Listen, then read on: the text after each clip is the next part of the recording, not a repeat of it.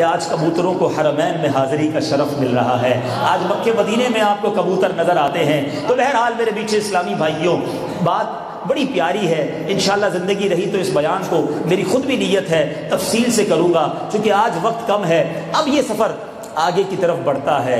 کفار تلاش میں ہیں، نبی پاک کا سفر جاری ہے۔ چلتے چلتے میرے آقا ایک ایسی جگہ پہنچتے ہیں کہ جہاں سراقہ بن مالک جو ہے ڈھونڈتے ڈھونڈتے نبی پاک کے پاس پہنچ جاتے ہیں، ان کو 100 دودھ دیتی رہی۔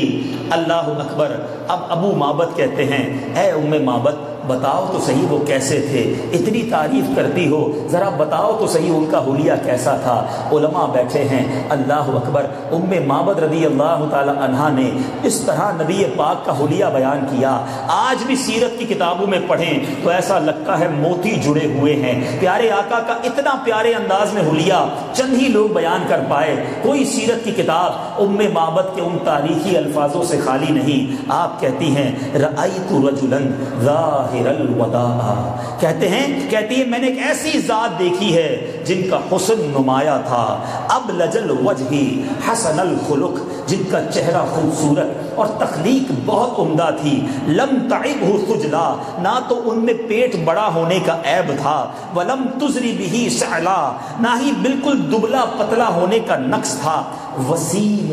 قسیم، بڑے حسین، انتہائی خوبصورت، فی عینہ دعج، آنکھیں سیاہ اور بڑی بڑی، وفی اشفارہ وطف، ان کی پلکیں لمبی تھیں، وفی صوتہ سحل، ان کی گردن ان کی چمکدار تھی، وفی لحیتہ کثافہ، ان کی زج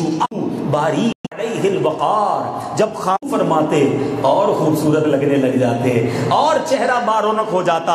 اجمل الناس وابہاء من بعید، ان کو دور سے دیکھتی تھی تو بڑے روبدار لگتے، لوگوں میں سب سے حسین نظر آتے، اور جب قریب سے دیکھتی تو اور زیادہ خوبصورت نظر آتے،